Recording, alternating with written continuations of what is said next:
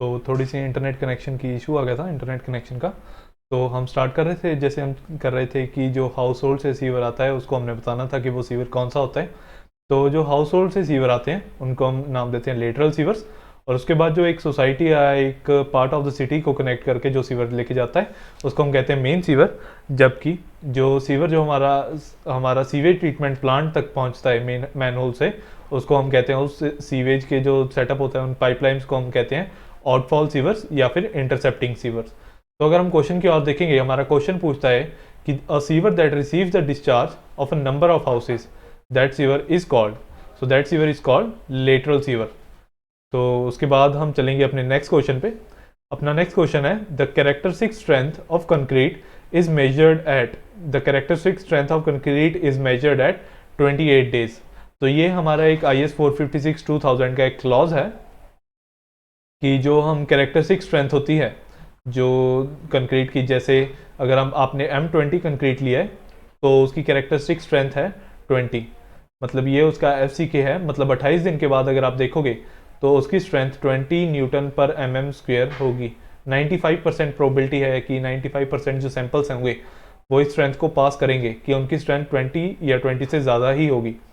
तो ये होता है हमारा कैरेक्टरिस्टिक स्ट्रेंथ ऑफ कंक्रीट। वैसे हम अगर हमने 1491 डेज की निकालनी हो तो वो भी हम एक फार्मूला होता है उससे निकाल सकते हैं। अब हम इसके बाद चलते हैं अपने नेक्स्ट क्वेश्चन पे। नेक्स्ट क्वेश्चन है हमारा the value of the property without being dismantled at the end of the useful life period is known as. तो value of the property at without being dismantled at the end of its useful life period is known as. ये जैसे हमारा PERT CPM का एक question है, तो इसमें कुछ टर्म्स होती हैं जैसे book value, salvation value, scrap value. तो वो वैल्यूज़ होती कौन सी हैं उनको मैं अभी आपको एक बार थ्योरी में लिख के बता देता हूँ कि हमारी जो बुक वैल्यू होती है, or book value is original investment, original investment minus depreciation, यानी कि जो जैसे हमारी गाड़ी है उसकी हमने ओरिजिनल इन्वेस्टमेंट मान लो गाड़ी 8 लाख की ली है, पर अगर हम बुक वैल्यू किसी ईयर में देखेंगे उसकी, तो उसकी बुक वैल्यू होगी 8 लाख जो हमने उसकी अमाउंट टोटल पे की है उसको लेने के लिए, माइनस जो डेप्रिकेशन हो रही है,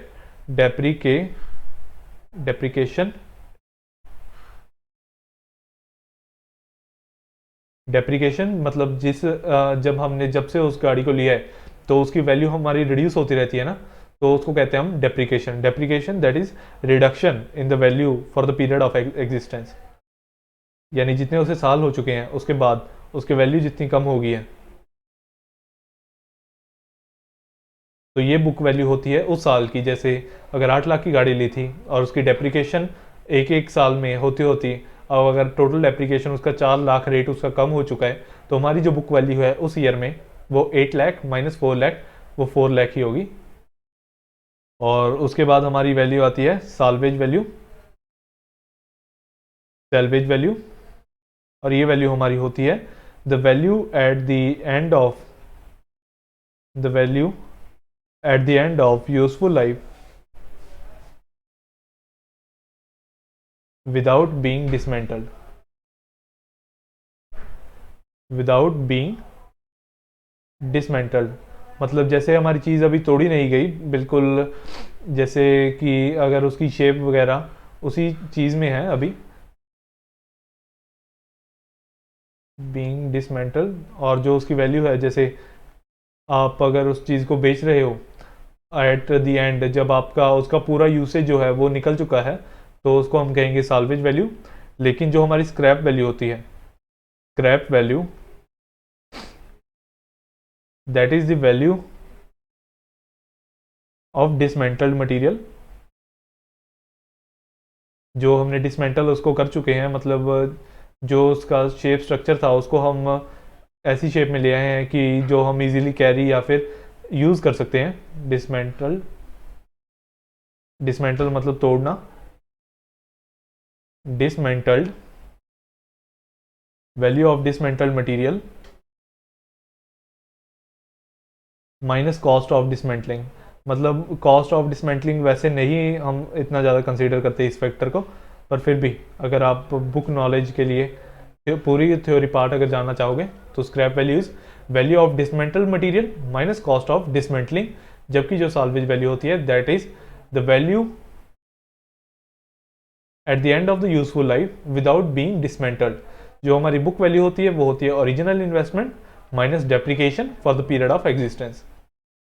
तो इसमें से अगर हम देखेंगे value of the property without being dismantled at the end of the useful life period, मतलब जितना उसका यूजफुल लाइफ पीरियड था, जैसे कुछ गाड़ी का मान लीजिए अगर 10 साल था, तो जब हम उसको बेच रहे हैं, जब उसका यूजफुल लाइफ पीरियड जो है वो ख़त्म हो चुका है और हम उसे बिना तोड़े उसको उसी जिस पार्ट में वो आई थी वैसी की वैसी अगर हम दें, तो उसकी जो वैल्यू होगी उसको हमने देखा है वो कितनी होगी विदाउट बीइंग डिसमेंटल। ये वाला केस आ गया हमारा, उसको हम कहेंगे साल्वेज वैल्यू।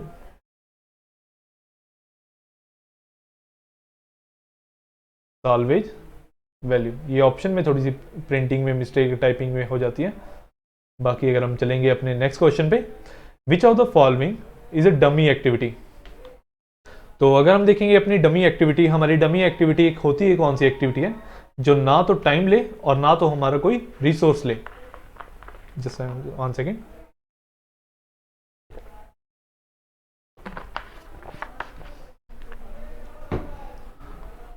डमी एक्टिविटी भी हमारा पर्ट एंड सीवीएम में काफ़ी एक इंपॉर्टेंट चीज़ होती है जो हम यूज़ करते हैं। तो डमी एक्टिविटी अगर हम डमी एक्टिविटी के बारे में मैं आपको बताऊंगा, तो dummy activity is an activity that does not require time और रिसोर्सेज।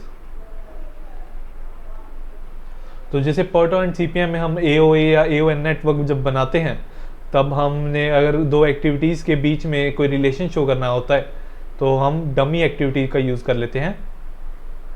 और ऐसे जो हमारे कट, जो हमारी लाइन सेगमेंट होती है, अगर उसमें हम कट के साथ दिखा रहे हैं, डोनेट कर रहे हैं, डिनोट कर रहे हैं, तो ये जो एक्टिविटीज़ होती हैं ये होती है हमारी डमी एक्टिविटी। जैसे कोई भी नंबरिंग हो सकती है, this activity is a dummy activity. तो this activity is dummy activity.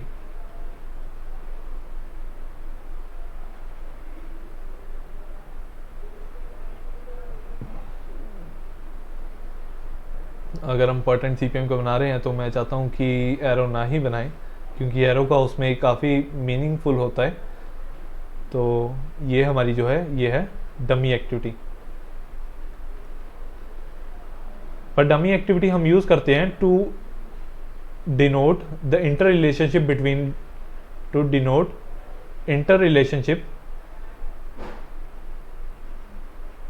Between different events या एक्टिविटीज़,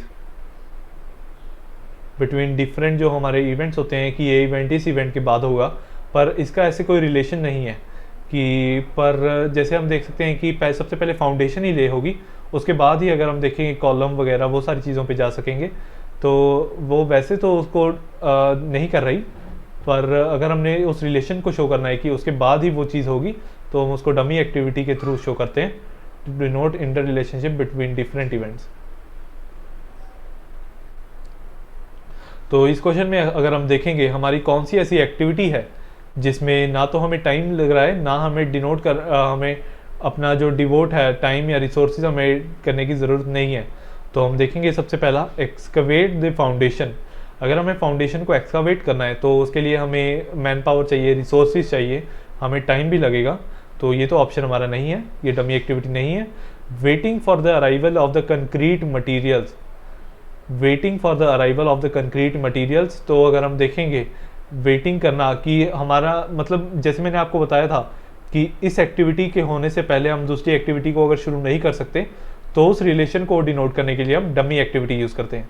तो waiting for the arrival of the concrete material, मतलब कंक्रीट मटीरियल का उस एक्टिविटी के साथ तो कोई ऐसा रिलेशन नहीं होगा, पर उसके वजह से जो जैसे हमारी लेबर है या फिर उसके बाद ही वो काम हो सकता है, तो उसको हम डमी एक्टिविटी के इंटर रिलेशनशिप के साथ हम डिनोट कर देते हैं।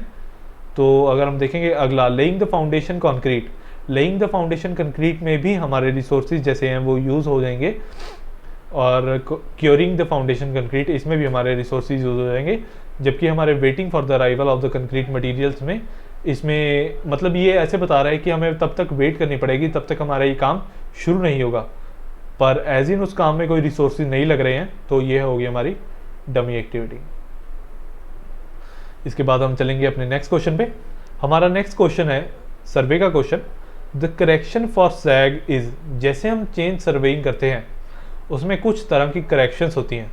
कुछ करेक्शंस होती हैं कि अगर हमने कि चेन का जो वेट आ जाता है उसकी वजह से जो चेन होती है अगर हम अच्छे से उसको नहीं खींचेंगे तो वो थोड़ी सी, अगर हमने दो स्टेशंस के बीच में उसको लगाना है दो पेग्स के साथ, या फिर अगर आपने पकड़ के ही रखना है तो उसके वेट की वजह से अगर आपने अच्छे से नहीं पकड़ा तो वो कुछ ऐसा बन जाता है, जबकि वो ऐसा होना चाहिए। अगर डिस्टेंस हमने करेक्ट मेजर करना है तो वो ऐसा होना चाहिए, पर ओरिजिनली ये ऐसा हो जाता है, उसमें कुछ सैग आ जाता है। उसके हम कह सकते हैं कि चेन के वेट के कारण हो सकता है। अगर काफ़ी लंबी चेन है तो हो सकता है कि वो थोड़ा सा, ये तो मैंने काफ़ी ज़्यादा एग्जैगरेटेड बना के दिखा दिया आपको, पर अगर हम देखेंगे इसी फिगर को अगर हम थोड़ा सा बड़े लेवल पे एग्जैगरेट करके देखेंगे तो हमारा ये कुछ ऐसा दिखेगा। तो इसमें जो करेक्शंस होती हैं सैग के लिए, देखिए अगर मैं आपको बताऊं कि हमारा एरर जो होता है, or error is measured value, or error is measured value minus true value, और जो हमारी करेक्शन होती है that is negative of error. मतलब हमें उस जो हमारी वैल्यू, हमारी मेजर्ड वैल्यू है, उसमें हमें क्या चेंज करना पड़ेगा कि वो ट्रू वैल्यू की जितनी हमारी बन जाए। तो इसमें अगर हम देखेंगे, हमने मेजर ये डिस्टेंस करना था A to B, वो एक्चुअल में डिस्टेंस था इतना, पर अगर सैग के कारण अब हमें जो डिस्टेंस दिखेगा वो सारा डिस्टेंस हमें दिखेगा इतना। तो ये डिस्टेंस हमारा मेजर्ड वैल्यू बढ़ चुकी है ना, तो measured value in this case हम देखेंगे कि measured value will be greater than true value. So हम लिख सकते हैं कि जो हमारा एरर होगा that will be positive, because measured value minus true value, और मेजर्ड वैल्यू जो है ट्रू वैल्यू से ज़्यादा है। अगर मान लो मेजर्ड वैल्यू है हमारी 5 मीटर्स और ट्रू वैल्यू है, मैं बिल्कुल वेग आपको एक एग्जांपल दे रहा हूँ कि ये 5 मीटर्स और ये 4 मीटर्स, तो हमारा जो एरर होगा वो पॉजिटिव 1 मीटर का आ जाएगा। पर जो हमें करेक्शन लगानी पड़ेगी उसमें वो होगी negative of error. Negative of positive का मतलब हो जाता है नेगेटिव। और जैसा आप देख सकते हैं कि इसमें हमारी जो मेजर्ड वैल्यू होगी वो सैग की वजह से जो वेट होगा हमारा चेन का, या फिर जो हम A एंड B स्टेशन पे अगर खड़े होंगे, अगर हम उसको अच्छे से नहीं खींचेंगे, उस पर पुल अच्छे से नहीं लगाएंगे, तो वो हमेशा जो डिस्टेंस होगा वो ज़्यादा ही दिखाएगा। करेक्शन की वजह से, जो सैग की वजह से डिस्टेंस हमेशा ज़्यादा ही दिखाएगा, तो मेजर्ड वैल्यूज हमेशा ज़्यादा ही होगी, और ट्रू वैल्यू से तो एरर पॉजिटिव और करेक्शन हमेशा नेगेटिव ही होगी। तो हम इसमें कैसे कह सकते हैं कि the correction for sag is sometimes additive sometimes subtractive. नहीं, वो कभी भी कम तो नहीं दिखा सकती, तो और ऑलवेज एडिटिव नहीं, एडिटिव कभी नहीं होती, तो ये भी ऑप्शन गलत, ये भी गलत। So the correction for sag is always subtractive. तो ये होगा हमारा आंसर कि करेक्शन फॉर सैग हमारा ऑलवेज सब्ट्रैक्टिव इन नेचर होता है। अब हम चलेंगे अपने नेक्स्ट क्वेश्चन पे। सॉइल का question, if the volume of the voids is equal to the volume of the solids in a soil mass, then the value of the porosity and the void ratio respectively are. हमें दिया गया है कि volume of the voids जो हैं, volume of the voids that is equal to volume of the soil solids in the soil mass, then the value of the porosity and void ratio is. So अगर हम इसमें अपना 3 phase diagram बनाने की कोशिश करेंगे तो हमारा 3 फेज डायग्राम कुछ ऐसा बनेगा। हमारी volume of the voids volume of the soil solids के जितनी है, तो अगर हम इसमें सिंपली वॉइड्स ही लिख दें, वॉल्यूम ऑफ वॉइड्स, और ये हमारे सॉइल सॉलिड्स, अगर इसकी वॉल्यूम V है तो हमें गिवन है कि इसकी वैल्यू भी V है। तो जैसे हमने किया था सबसे फर्स्ट लेक्चर में ही कि हमारी वॉइड रेशियो कितनी होती है, और void ratio E is volume of voids by volume of soil solids. अब हमने देखा है कि volume of voids equal to volume of void solids है, सॉइल सॉलिड्स, तो वी कैंसिल, तो ई हो गया है हमारा 1।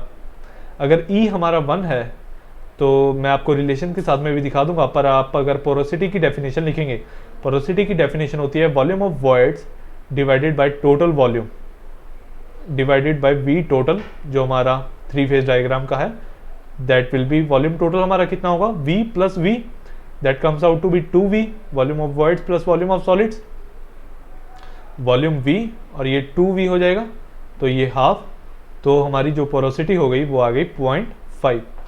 वैसे भी अगर हमारा E1 आ गया था तो हम देख सकते हैं कि मैंने आपको फॉर्मूला बताया था, नीटा is equal to E divided by 1 plus E, तो आप इसमें क्या लिखेंगे, 1 divided by 1 plus 1, that gives us half, that is 0.5। तो आप उस रिलेशन से भी देख सकते हैं कि नीटा की वैल्यू 0.5 अगर ई की वैल्यू हमारी 1 है। तो अगर हम देखेंगे क्वेश्चन में value of the porosity and void ratio है हमारी 1, पोरोसिटी 0.5, पोरोसिटी हम देखेंगे 0.5 के लिए 0.5 और वॉइड रेशियो 1, तो हमारा आंसर है third option, that is our correct option. अगर आप हमें ये बता सकते हो कि लेक्चर्स में कि अगर हम इनकी लेवल ऑफ डिफ़िकल्टी बढ़ाना चाहते हो अगर आप, या फिर कम करना चाहते हो, वैसे भी आप हमें चैट में बता सकते हो, और हम अगली बार से वैसे ही हमारे जो लेक्चर्स हैं उनको ऑर्गेनाइज करने की कोशिश करेंगे। बाकी अगर कोई आपको डाउट है तो आप चैट बॉक्स में फ्रीली लिख सकते हो, आपको हम ज़रूर रिप्लाई देंगे। और हम चलते हैं अपने नेक्स्ट क्वेश्चन पे, pressure in terms of meters of oil, specific gravity जिसकी है 0.9, that is equivalent to 4.5 meter of water. इस क्वेश्चन में हमें दिया गया है कि अगर हमारा वाटर सरफेस है 4.5 मीटर की लेंथ है, अगर उसकी डेप्थ है, तो इसको अगर हम बनाएंगे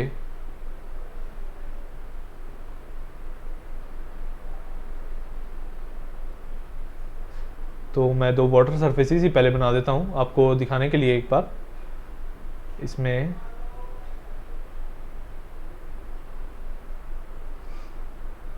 अगर मुझे दिया गया है, जैसे आप पहले यही चीज़ देख सकते हो कि स्पेसिफिक ग्रेविटी जो दी गई है उसकी 0.9, स्पेसिफिक ग्रेविटी का मतलब होता है कि ऑयल का जो डेंसिटी है, ऑयल की जो डेंसिटी है, density of oil that is 0.9 times of density of water. तो अगर डेंसिटी कम है और हमें प्रेशर को इक्वल करना है, प्रेशर मतलब इन्होंने पूछा है कि 4.5 मीटर का अगर हमारी डेप्थ पे वाटर पड़ा है तो वो जो बॉटम पे जो प्रेशर होगा वो हमें कितना मीटर ऑफ ऑयल चाहिए कि उतना ही प्रेशर हमारा जनरेट कर दे। तो अगर ऑयल की डेंसिटी कम है, डेंसिटी हमारा जो प्रेशर होता है that is rho G H, density into gravity into gravitational force into H. तो अगर हम इसमें देखेंगे तो डेंसिटी का रोल है, अगर हमारी डेंसिटी कम हुई है तो हाइट बढ़ेगी, तो हम देख सकते हैं कि height of the meter of the oil तो वो ज़्यादा होगी वाटर से। अगर हमारी वाटर की हाइट जो हमें गिवन है वो है 4.5 मीटर्स, यहाँ पर हम लिख लेते हैं वाटर,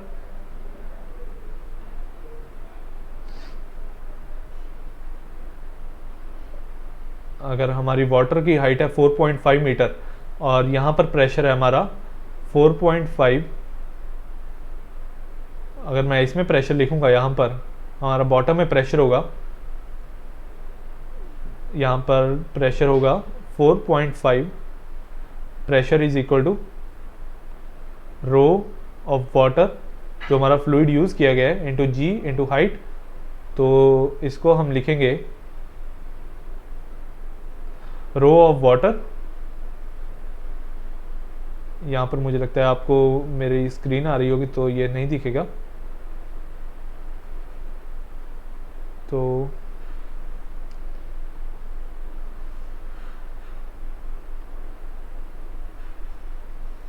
ये मैं यहाँ पर लिख देता हूँ और इसको इरेज कर देते हैं। अगर मैं यहाँ पे लिखूंगा pressure is equal to rho of water into ji into H, तो ये होगा density of water into ji into height कितनी है 4.5 मीटर वाटर की। तो यहाँ पर प्रेशर है इतना, इसको मैंने इक्वलेंट करना है, एक हाइट है ऑयल की उसके, अगर ये है मेरा ऑयल तो इसका अगर मैंने इक्वलेंट करना है, अगर इसका प्रेशर एट द बॉटम कितना होगा, प्रेशर होगा rho of oil into ji into h, that can be written as rho of oil हमने लिख लिया है कि हमारा 0.9 टाइम्स ऑफ रो ऑफ डब्ल्यू है, 0.9 रो ऑफ डब्ल्यू इंटू जी इंटू एच, एच हमारा अननोन है। और अगर हमने देखना है कि ये दोनों प्रेशर हमें जो क्वेश्चन में है वो गिवन है कि वो इक्वल हैं, तो हम क्या करेंगे, इक्वेशन 1 और इक्वेशन 2 को इक्वेट करेंगे। Rho of water into ji into 4.5 that is 0.9 times of rho of water into ji into H. तो हमारा rho of water into g cancel, यहाँ पर हमारा क्या बचेगा, 4.5 divided by 0.9 is our h. तो हमारा एच हो गया 45 डिवाइडेड बाई 9, 10 हमारा कैंसिल हो जाएगा और ये आ जाएगा हमारा 5। So R H height is equal to 5 meters. तो इसमें अगर हम ऑप्शंस देखेंगे, ऑप्शंस में हमारा 5 है, थर्ड ऑप्शन, उसको हम टिक करेंगे और नेक्स्ट क्वेश्चन की ओर बढ़ेंगे। हमारा नेक्स्ट क्वेश्चन है, a canal that is design to irrigate throughout the years. Throughout the year अगर हम किसी कैनाल को डिज़ाइन कर रहे हैं तो हम उस कैनाल को क्या कहेंगे। तो अगर जैसे आपको थ्योरी पार्ट में हम पढ़ाएंगे या आपने पढ़ा होगा कि उस कैनाल को कहते हैं पेरिनियल कैनाल, जो पूरे साल के लिए इरिगेशन के लिए हम यूज़ कर सकते हैं, उसको कहते हैं perennial canal, non permanent canal नहीं। पर परमानेंट कैनाल अगर इसकी जगह होता, permanent canal, permanent, just 1 second,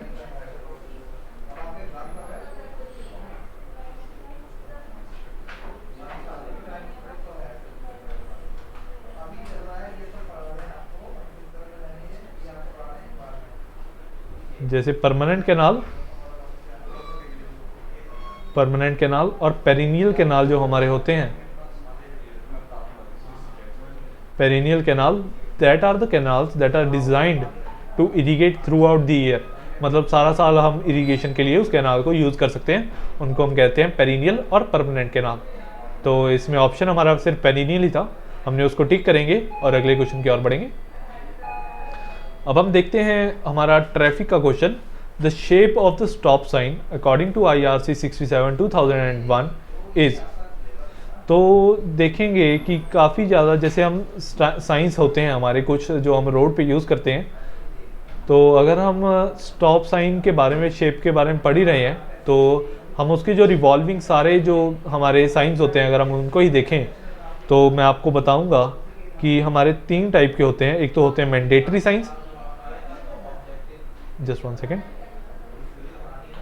आज राइटिंग थोड़ी सी अच्छी नहीं आ रही। मैंडेटरी साइंस, जो हमारे मैंडेटरी साइंस होते हैं उनकी अगर हम फिगर बनाएंगे तो वो होती है रेड, ये जैसे सर्कल में होती हैं, इसका कलर होता है रेड और बीच में जो कलर होता है वो होता है वाइट, और बीच में जो भी इंफॉर्मेशन देनी होती है वो हमने लिखी होती है। तो मैंडेटरी साइन में ही जैसे आ जाते हैं 2 इंपॉर्टेंट साइन जिनका अगर हम लिखेंगे गिव वे, वो थोड़े से अलग होते हैं। गिव वे का अगर हम साइन बनाएंगे तो वो होता है इन्वर्टेड ट्रायंगल। अगर हम शेप्स को डिस्कस करें यहाँ पे, इन्वर्टेड ट्रायंगल होता है इसकी शेप, यानी कि इनकी शेप होती है उल्टा ट्रायंगल, कुछ ऐसी शेप होती है। पर कलर कॉम्बिनेशन जो होता है, कलर कॉम्बिनेशन सेम होता है, रेड और वाइट। और एक जो हमारे होते हैं स्टॉप साइन, स्टॉप साइन का अगर हम बनाएंगे तो स्टॉप साइन हमारे एक स्पेशल साइंस होते हैं जिसको हम बनाते हैं ऑक्टागोनल इन शेप, 1 2 3 4 5 6। अगर मैं आपको यहाँ पे स्केल से ही बना के दिखा दूँ तो ये हमारे होते हैं ऐसे। स्टॉप साइन होता है हमारा ऑक्टागोनल इन शेप, तो ये ऐसा होता है हमारा स्टॉप साइन। अगर हम कलर कॉम्बिनेशन की बात करेंगे, कलर कॉम्बिनेशन वैसा ही रहता है हमारा, रेड और वाइट स्ट्रिप्स, बाहर रेड स्ट्रिप होती है और बीच में वाइट में हमारी इंफॉर्मेशन लिखी होती है। अगर हम इसके बाद देखेंगे हमारे होते हैं वार्निंग साइंस, हमारे होते हैं वार्निंग साइंस। वार्निंग साइंस अगर मैं आपको वार्निंग साइन के बारे में बताऊंगा, तो हमारे जो वार्निंग साइन होते हैं वो होते हैं ट्रायंगल, इन्वर्टेड ट्रायंगल नहीं, सिमिलर ट्रायंगल, और सेम कलर कॉम्बिनेशन ही हमारा होता है रेड, रेड स्ट्रिप्स, और बीच में जो वाइट बैकग्राउंड के बीच में हमने लिखा होता है ये रेड, और ये होता है वाइट। और इसके बाद अगर हम देखेंगे हमारे एक और तरह के साइंस होते हैं इंफॉर्मेटरी साइंस। इंफॉर्मेटरी जैसे आपको बताया गया होता है कि इतने किलोमीटर के बाद ये शहर आएगा, इंफॉर्मेटरी साइन कि अगर आपने चंडीगढ़ की तरफ जाना है तो राइट ले लीजिए, या फिर ऐसे जो साइंस होते हैं ये जनरली रेक्टेंगुलर इन शेप होते हैं। इंफॉर्मेटरी साइंस जनरली रेक्टेंगुलर या स्क्वायर, जनरली रेक्टेंगुलर होते हैं, और इनका कलर कॉम्बिनेशन वैसे कुछ ऐसे डिफाइंड नहीं है, कलर नॉट डिफाइंड, वैसे ग्रीन होता है, colour not defined but generally green. But generally अगर हम देखेंगे कि ये ग्रीन कलर के होते हैं, ओवरहेड लगे होते हैं, वो होते हैं हमारे इंफॉर्मेटरी साइंस। तो ये होते हैं हमारे सारे तरह के साइंस, और इनकी कलर कॉम्बिनेशन और शेप्स अगर हम देखेंगे, बाकी कलर सबके वाइट और रेड होते हैं, रेड स्ट्रिप और वाइट बैकग्राउंड। तो हमें क्वेश्चन में पूछा गया था कि स्टॉप साइन कैसा होता है हमारा। स्टॉप साइन हमारा होता है ऑक्टागोनल इन शेप, तो इस क्वेश्चन का आंसर होगा हमारा ऑक्टागोनल। वैसे आपको अगर साइन के बारे में अगर आप कोई प्रॉब्लम पूछी जाएगी तो आप उसको आराम से टैकल कर पाओगे। इसके बाद हम चलते हैं अपने 16th क्वेश्चन पे। With percentage increase of carbon in steel, जैसे कि कार्बन को हम ऐड करते हैं स्टील में तो काफ़ी प्रॉपर्टीज जो होती हैं उसकी चेंज हो जाती हैं। वैसे हमें जो प्रॉपर्टी फेवरेबल होती हैं, जो हमें चाहिए होती हैं, उसके लिए हम उतनी परसेंटेज ऑफ स्टील को डिटरमाइन करके उतनी रख लेते हैं। तो हम देखते हैं कि with percentage increase of the carbon in steel, तो उससे कम क्या चीज़ होती है इनमें से? स्ट्रेंथ कम हो जाती है, हार्डनेस कम हो जाती है, ब्रिटलनेस कम हो जाती है, या डक्टिलिटी कम हो जाती है। इसमें अगर मैं आपको थ्योरी ही बता दूं थोड़ी सी, तो if you increase percentage of steel, percentage of carbon in steel, if you increase percentage of carbon in steel, what happens is, जो हमारी स्टील की यील्ड स्ट्रेंथ होगी, जो हमारे स्टील की अल्टीमेट स्ट्रेंथ होगी, जो उसकी एब्रेजन में जो प्रॉपर्टी होगी, एब्रेसिव रिएक्शन जो वो दे सकती होगी, एब्रेसिव रेजिस्टेंस, और जो हमारी स्टिफनेस होगी स्टील मेंबर की, और जो रेजिलियंस होगी, और ब्रिटलनेस, ये सब चीज़ें हमारी, ये 1 2 3 4 5 6 और एक और कॉस्ट ऑफ जो हमारे स्टील मेंबर की होगी, cost of material.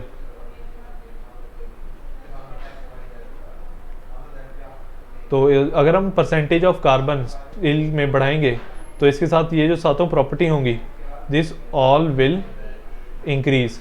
Yield strength भी स्टील मेंबर की बढ़ेगी, अल्टीमेट स्ट्रेंथ भी बढ़ेगी, एब्रेजन प्रॉपर्टी बढ़ेगी, उसकी स्टिफनेस भी बढ़ेगी, रेजिलियंस भी बढ़ेगी, ब्रिटलनेस भी बढ़ेगी, और कॉस्ट जो होगी वो ऑफकोर्स वो भी बढ़ेगी। तो जो चीज़ कम होती है इससे, अगर हमारी ब्रिटलनेस इससे बढ़ती है, तो ब्रिटलनेस और डक्टिलिटी हम कह सकते हैं कि ब्रिटलनेस और डक्टिलिटी ये इन्वर्स में जाती हैं प्रॉपर्टीज़। और अगर हमारी डक्टिलिटी बढ़ती है तो हमारी ब्रिटलनेस कम होती है, और ब्रिटलनेस बढ़ती है तो डक्टिलिटी कम होती है। तो वैसे ही ये इन्वर्स में चलती हैं। तो हमारी अगर brittleness increase of the carbon से बढ़ती है तो हमारी जो डक्टिलिटी है दैट विल डिक्रीज। बाकी स्ट्रेंथ, हार्डनेस, ब्रिटलनेस, ये जो तीनों चीज़ें हैं वो बढ़ती हैं परसेंटेज कार्बन इंक्रीज करने से। इसके बाद हम चलते हैं अपने नेक्स्ट क्वेश्चन पे, 17th question. Is the area of the tension reinforcement provided in the RCC member is less than the required for the balance section, then RCC beam section is called. अगर हमने area जो tension reinforcement का हम provide करते हैं वो कम provide किया है बैलेंस सेक्शन से, तो हमारी आरसीसी बीम को हम क्या कहेंगे? Over reinforce, neutrally reinforce, under reinforce, या फिर बॉटम रेनफोर्स। तो हम देखते हैं कि अगर हमने टेंशन रेनफोर्समेंट रिलेशन देखते हैं तो हमारा रिलेशन होता है 0.36 FCK BXU is equal to 0.87 f y a s t. जैसे मैं आपके सामने एक आरसीसी का हमारा सेक्शन ही बना के दिखा देता हूँ। ये मान लीजिए हमारा आरसीसी का एक सेक्शन है और ये हमने स्टील इन्फोर्समेंट प्रोवाइड की है, इसमें कुछ स्टील की बार्स प्रोवाइड की हैं।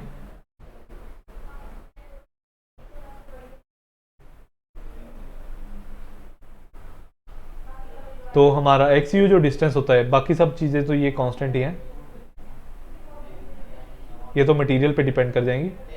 बाकी हमारा जो एक्सयू होता है वो ऊपर से मेजर होता है। जो हमारा एएसटी, जैसे अगर मैं सबसे पहले अगर थ्योरी में ही स्टार्टिंग कर लूँ, थ्योरी में सबसे पहले हम एक्सयू लिमिटिंग निकालते होते हैं अपने मेंबर का। एक्सयू लिमिटिंग के बाद ही अगर हम एक्सयू और X U limiting on comparing X U and X U limiting, the section can be named, the section can be named कि वो अंडर इन्फोर्स है, लिमिटिंग है या फिर वो ओवर इन्फोर्स्ड है। सेक्शन कैन बी कैरेक्टराइज्ड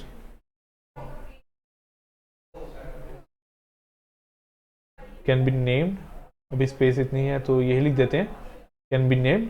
तो हमारा एक्सयू लिमिटिंग जो अगर हम याद रखने के लिए अगर मैं आपको एक चार्ट ही दे दूं, तो हमारा जो एक्सयू लिमिटिंग होता है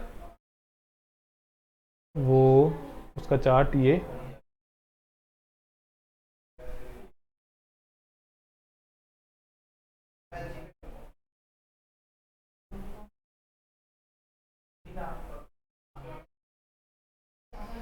तो एक्सयू लिमिटिंग अगर हम ये हमारा जो हमारी स्टील होती है उस पर डिपेंड करता है। अगर Fe250 यूज़ कर रहे हो तो एक्सयू लिमिटिंग होता है 0.53 डी जो हमारी इफेक्टिव डेप्थ होती है।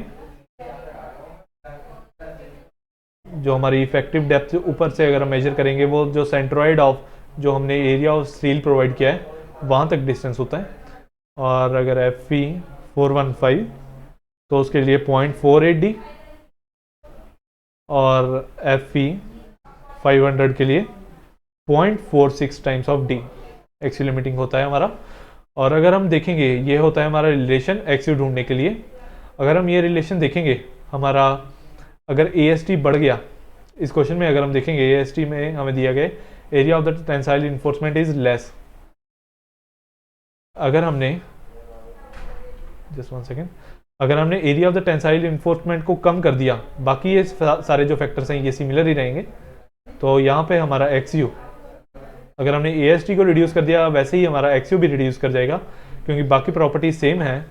अगर मान लीजिए हमने पहले बैलेंस सेक्शन प्रोवाइड किया था, मतलब अगर हमने एक्सयू प्रोवाइड किया था और अगर हम एक्सयू लिमिटिंग प्रोवाइड किया था, अगर हमने area of the tensile reinforcement उससे कम प्रोवाइड कर दी जितनी हमारी लिमिटिंग सेक्शन को चाहिए थी, तो जो हमारा एक्सयू होगा वो भी उसके साथ में ही नीचे जाएगा क्योंकि ये AST और X में डायरेक्ट रिलेशन होता है। तो एक्सयू लिमिटिंग अगर AST जो हमारा था, अगर एक्सयू लिमिटिंग के जितना था उतना प्रोवाइड कर रहा था, अगर हमने AST जो है वो लिमिटिंग सेक्शन से कम कर दिया तो हमारा एक्सयू भी है नीचे चला जाएगा। And if our x u is less than x u limiting तो हम उसको कहते हैं अंडर रेनफोर्स सेक्शन। पर अगर हम AST उतना प्रोवाइड कर देते जितना हमारा चाहिए होता लिमिटिंग सेक्शन के लिए, तो एक्सयू भी उतना ही रहता है एक्सयू लिमिटिंग, तो वो सेक्शन होता न्यूट्रल सेक्शन या फिर लिमिटिंग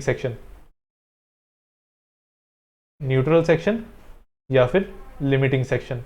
और अगर हमारा एक्सयू लिमिटिंग से ज़्यादा है तो हम उसे लिखेंगे ओवर रेनफोर्स सेक्शन,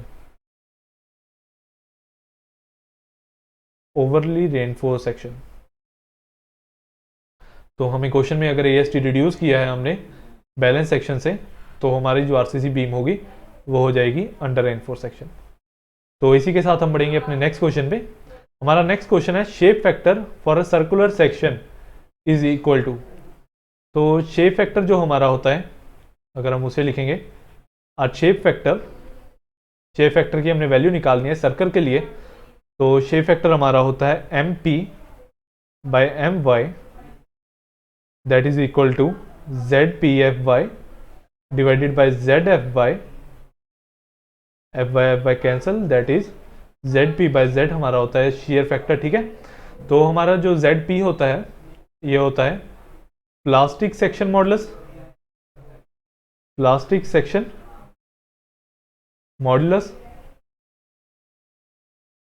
पर जो हमारा z होता है वो होता है elastic section modulus, elastic section modulus. तो अगर आपको शेयर शेप फैक्टर निकालना है किसी फिगर का तो आप इस फॉर्मूला से निकाल सकते हो। मैं आपको बताता हूँ कि ZP और Z क्या होते हैं, उनका सिग्निफिकेंस। हमारा जो ZP होता है वो होता है टोटल एरिया जो हमारी फिगर की है divided by 2 y1 bar plus y2 बार। मैं आपको बताता हूँ y1 बार और y2 बार क्या होते हैं। जैसे मान लो कि ये आपके पास एक फिगर है, हमारा जो प्लास्टिक एनालिसिस में हम जो यूज़ करते हैं उसमें हम जो सेंट्रोइडल एक्सिस प्लास्टिक के अगर एनालिसिस में यूज़ करेंगे तो वो प्लास्टिक सेंटर जो होता है वो होता है वहाँ पे जहाँ शेप का जो हमारी गिवन शेप है उसका जो एरिया है वो इक्वल हो जाए। मतलब ये अगर एरिया ऊपर है इसके A1 और नीचे अगर एरिया A2 है तो area A1 is equal to A2 जहाँ पे होगा वो होगी हमारी प्लास्टिक न्यूट्रल एक्सिस।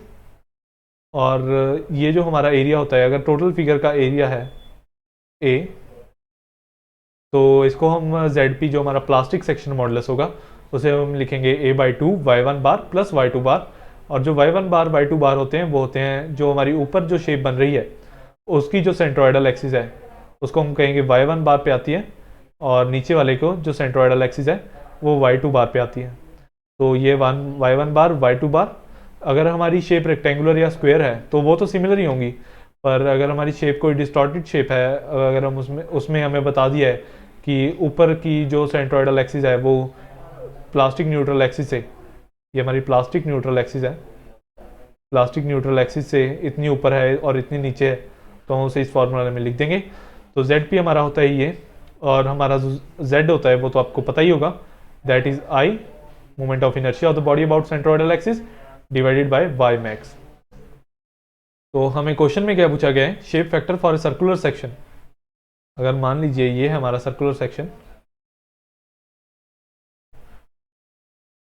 अगर मान लीजिए ये है हमारा सर्कुलर सेक्शन, एक सेकेंड, सर्कुलर सेक्शन बनाने में ही थोड़ी सी प्रॉब्लम हो रही है। अगर मान लीजिए ये है हमारा, अब जो बन गया वो उसको मान लीजिए कि वही सर्कुलर है,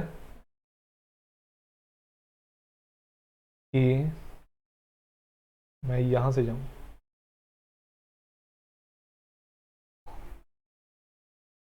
ये वैसे ठीक बन गया था। जैसे मान लीजिए ये आपका सर्कुलर सेक्शन है, इसमें अगर आप देखेंगे प्लास्टिक न्यूट्रल एक्सिस और इलास्टिक न्यूट्रल एक्सिस ये दोनों कोइंसाइड करेंगे, क्योंकि जो हमारी इलास्टिक न्यूट्रल एक्सिस होती है वो तो बिल्कुल सेंटर पे ही आती है, इलास्टिक न्यूट्रल एक्सिस, उसको EN से डिनोट कर देता हूँ। और जो हमारी प्लास्टिक न्यूट्रल एक्सिस होती है वो होती है कि हमारा जो ऊपर वाला एरिया है फिगर का वो ऐसे डिवाइड कर दे हमारी फिगर को कि उसके जो ऊपर वाला एरिया और नीचे वाला एरिया दोनों है वो दोनों बराबर हो, तो वो सर्कल में भी इलास्टिक न्यूट्रल एक्सिस के साथ ही कोइंसाइड कर जाती है, प्लास्टिक न्यूट्रल एक्सिस PNA। तो इसमें अगर हम Z निकालेंगे, हमारा इलास्टिक न्यूट्रल एक्सिस वो होता है I बाय y मैक्स, और हमें सर्कुलर सेक्शन के लिए पता है हमारा I होता है पाई। अगर हम इसका डायमीटर D मान लें, इसका डायमीटर है मान लीजिए D, तो पाई D पावर 4/64 होता है हमारा I of section, I of circular section. और y मैक्सिमम जो यहाँ से हमारी इलास्टिक न्यूट्रल एक्सिस से जो मैक्सिमम डिस्टेंस है जो हमारी बॉडी का, अगर हम उसे लेंगे तो वो है हमारा D/2 हमारा रेडियस। तो यहाँ पर हम लिख देंगे D/2, तो हमारा Z होगा Z power 4/64 into D/2, 32 D power 3। तो हमारा जो Z है वो हमारा Z आ गया है πD³/32। अगर हम प्लास्टिक न्यूट्रल एक्सिस से अगर हम प्लास्टिक मोमेंट मॉडुलस निकालने की कोशिश करेंगे ZP, तो हमने लिखा था A2 y1 बार प्लस y2 बार। अगर हम इसमें अपना circular section plastic neutral axis से ऊपर देखेंगे, तो ये अगर हमारा सर्कुलर सेक्शन है आधा, तो हम इसमें देखेंगे कि जो सेंट्रोइडल एक्सिस है इसकी, वो लाई करती है हमारी 2d/3π डिस्टेंस पे। तो दैट इज आर y1। अगर हम देखेंगे कि ये सिमेट्री ही बना रही है, तो हमारा y1 बार जितना है उतना ही y2 बार भी होगा। तो इसमें अगर हम लिखेंगे कि हमारा A/2 टोटल एरिया जो है वो है πd²/4 होल डिवाइडेड बाई 2, और y1 बार जो है हमारा 2d/3π, y2 बार भी 2d/3π। तो ZP comes out to be, अगर मैं यहाँ पर लिख दूँ, यहाँ पर हमारा ZP जो है वो आ जाएगा πd²/4 × 2। अगर मैं पूरा ही इक्वेशन दोबारा से लिख दूँ, 2d/3π प्लस 2d/3π, क्योंकि सिमेट्री की वजह से सेंट्रोइडल एक्सिस दोनों ऊपर और नीचे की सेम है। तो πd3/8 इंटू 4/3π, तो ये आ गया हमारा d³/6। अगर हम अपना शेप फैक्टर निकालेंगे अब सर्कल के लिए, तो शेप फैक्टर को हम लिखेंगे दैट इज ZP/ZY। हमारा जो ZP है वो हमारा पीछे कितना है, ZP हमारा आया है, ZP हमने आगे लिखा हुआ है, हमारा Z आया है πd³/32, πd³/32, और ZP हमारा है d³/6, d³ कैंसिल, और ये 2 से अगर हम कैंसिल करेंगे तो ये आ गया 16/3π, दैट इज अप्रॉक्सीमेटली 1.69। तो हमारा हम देखते हैं कौन सा ऑप्शन क्लोज है या हमारा कौन सा ऑप्शन एकदम करेक्ट ही आ रहा है। तो shape factor for the circular section is 1, 1.5, 1.7, 2.34, हमारा है 1.69, अप्रॉक्सीमेटली सही है। तो हम इस ऑप्शन को टिक करेंगे और आगे बढ़ेंगे। शेप फैक्टर की ये जो थ्योरी है ये आप किसी भी क्वेश्चन में यूज़ कर सकते हो। जैसे कि ये तो एक टिपिकल फिगर थी, सर्कुलर फिगर, आपको कोई टी शेप की फिगर दी जा सकती है, कोई रेक्टेंगुलर या कोई डायमंड शेप भी दी जा सकती है, और आप उसका ZP और Z निकाल के उसको डिवाइड करके शेप फैक्टर निकाल सकते हो। इसके बाद हम चलते हैं अपने RCC एक क्वेश्चन पे। The limits of the percentage P of the longitudinal reinforcement in A column is given by.